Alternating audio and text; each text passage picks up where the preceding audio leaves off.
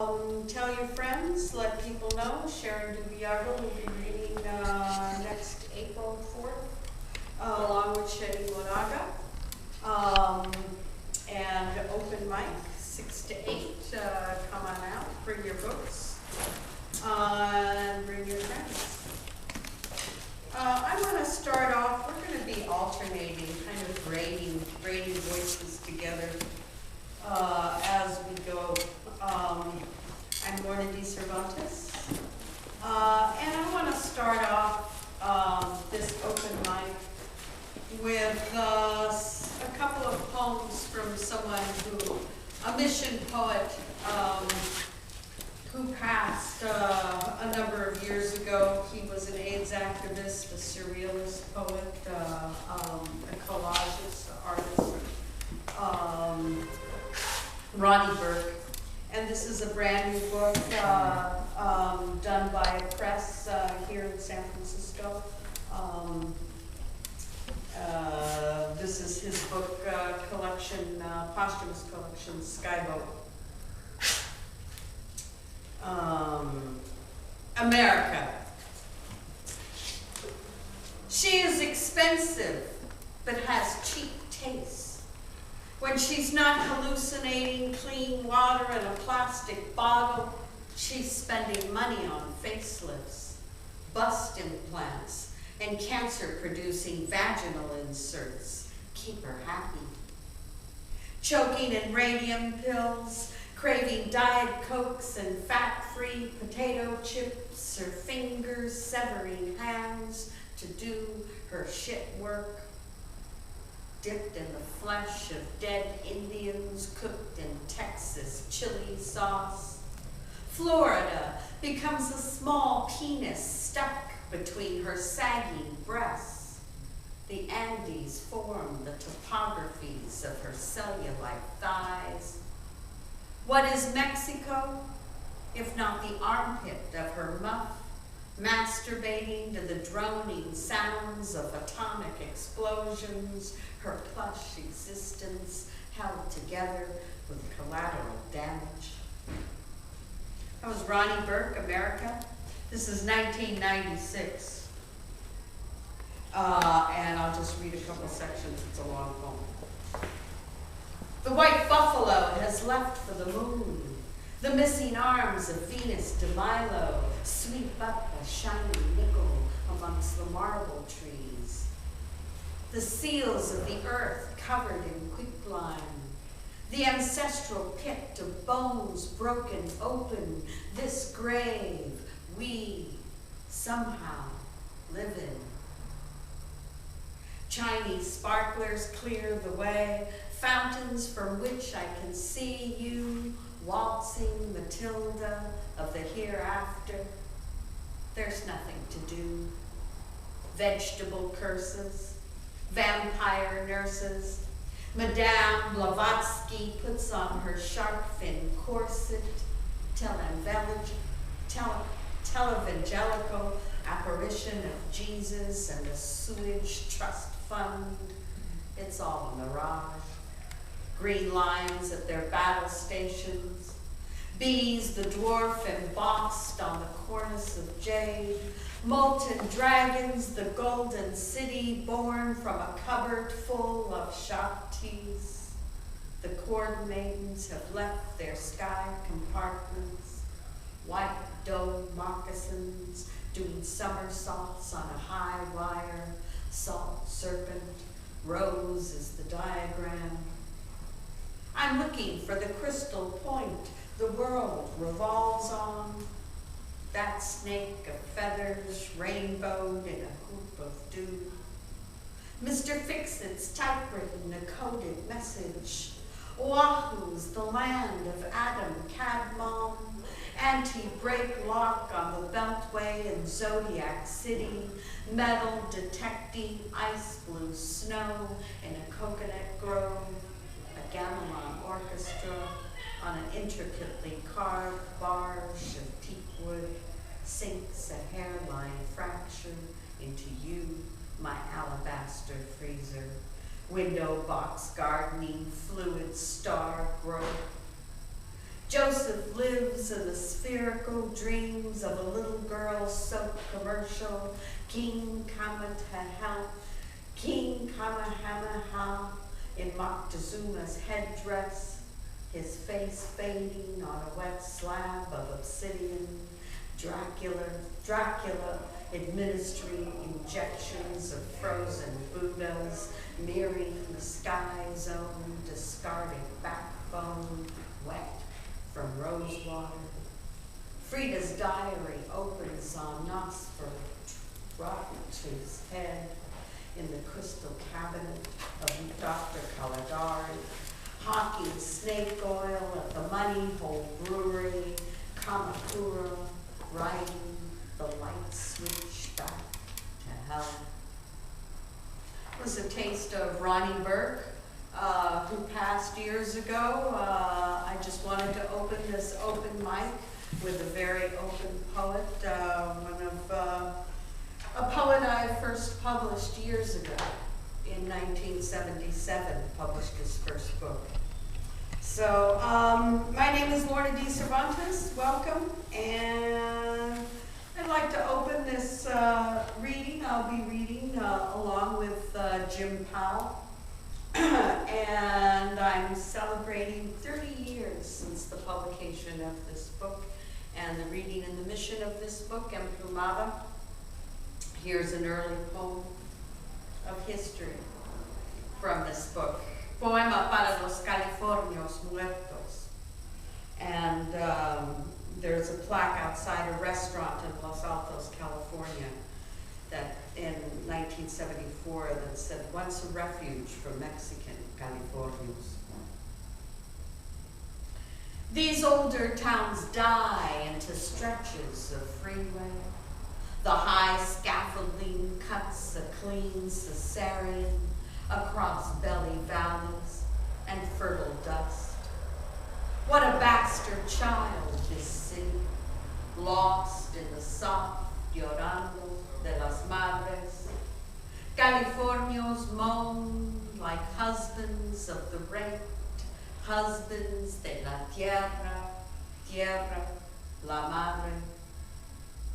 I run my fingers across this brass plaque. Its cold stirs in me a memory of silver buckles and spent bullets, of embroidered shawls and dark rebosos. Yo recuerdo los antepasados muertos, los recuerdo en la sangre fertil. And what refuge did you find here, ancient Californios? Now at this restaurant nothing remains but this old oak and an ill-placed plaque. Is it true that you still live here in the shadows of these white high-class houses? Soy la hija, pobrecita, pero puedo maldecir estas fantasmas blancas. Las fantasmas tuyas deben aquí quedarse, solas las tuyas. In this place I see nothing but strangers. On the shelves there are bitter antiques, Yankee remnants y estos no de los Californios. A blue jay shrieks above the pungent odor of crushed eucalyptus and the pure scent of rage. And we're going to be trading off poems. So Jim Powell.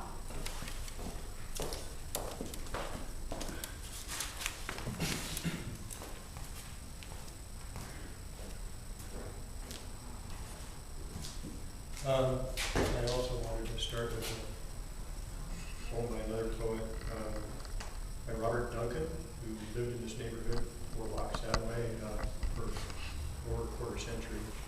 Died 24 years ago, this past February 4th. It's called Keeping the Rhyme.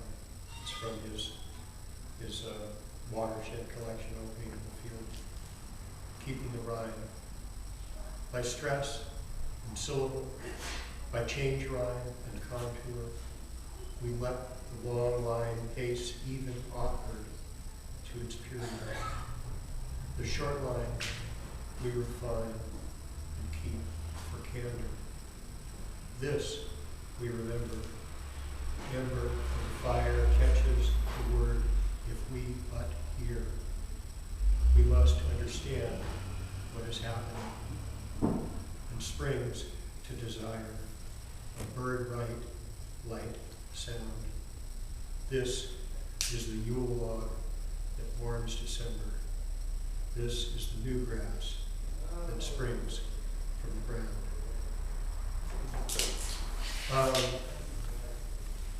I asked Lorna to read a poem from Emplumada, which I think she's gonna, and then I thought, well, if she's gonna read something from her first book, I should do the same. This is a poem called The Weaver. It's from my first collection, It Was Fever That Made the World. The Weaver.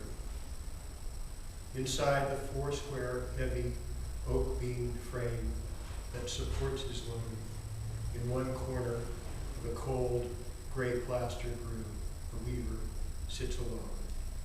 He smokes a pipe and does not see the hand his gaze rests on, left motionless on the shuttle, or the cloth emerging from it like a broad scarlet tongue. He wants to feel content, but each knot is a broken thread bound into the fine, smooth web. His life outside this room is snarled and ragged. If he could only sit inside his loom as his brother does, at peace, intently dreaming what will have been his time into the careful fabric, he would not notice how these walls remind him of the blackening snow shoved to the cobbled gutters he'll walk along toward home this evening, and stop and light his pipe again, and watch the smoke curl from the glowing bowl, and then resume his work, sitting alone in the open cage of his loom.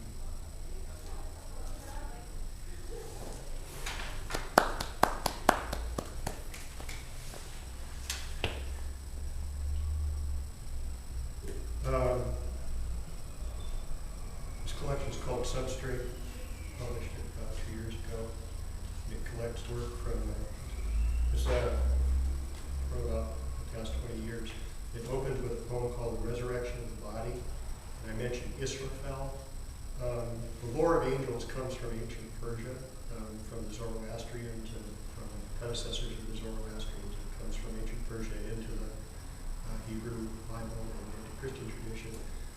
In that tradition, the equivalent of Gabriel, who blows the trumpet of the last, he blows the last trumpet and says that time shall be no more and roll up the school of time. And that angel in Persian tradition is named Israfel. The resurrection of the body, naked as the day they were born the first time. The newly resurrected blink awake, wide-eyed, and caper innocent under heaven in the final clarity of eternal everyday, like nudists without tennis shoes, unstartled to resume bodies homely as the first, lumpish and pointy-elbowed, adult but not worn, like a loved coat remade, a perfect fit, comfortable as an animal with the soul at home, entirely instinct with uncareful grace. The sting of seasons, sated at the feast where every head is numbered, pleasure's instrument, enslaved to pain, luck's buried hook and fatal bar of risk, blunted this time, lost in the blast this morning from the horn of Israfel.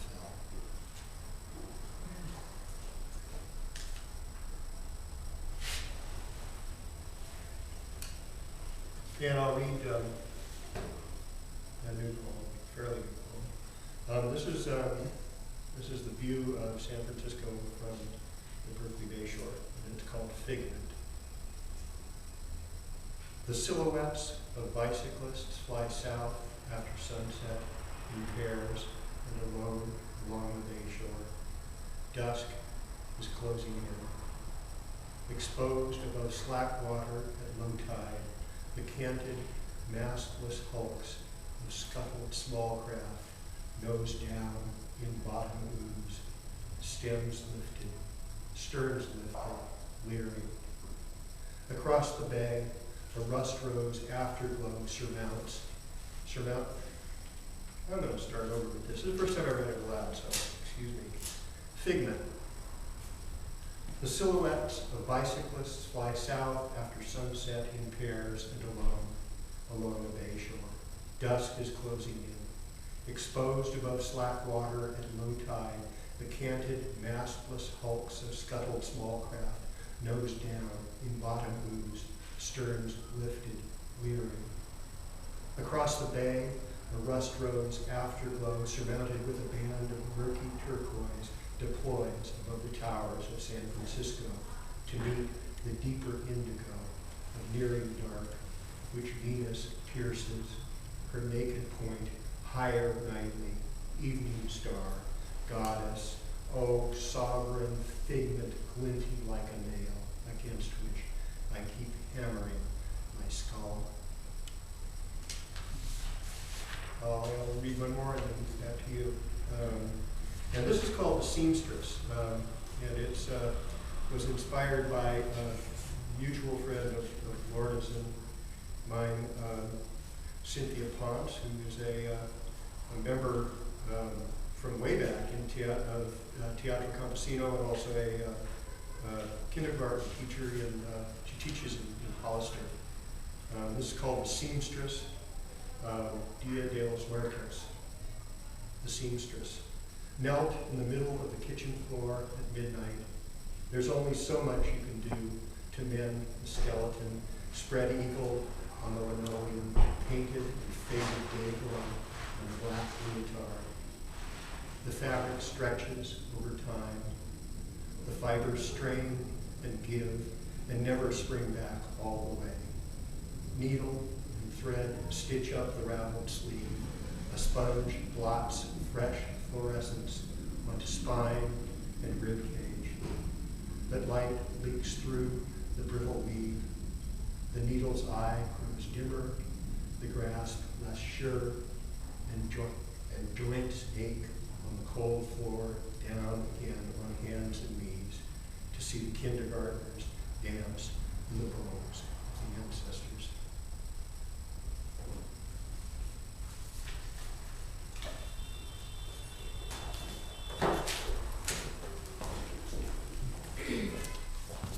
Which was the poem you wanted me to read? Freeway 280. What's that? Freeway 280. Thank you. Could you move towards us a little bit? Yeah. Would that be possible? Yeah, the table was moved back. Their older poem from this book, Freeway 280.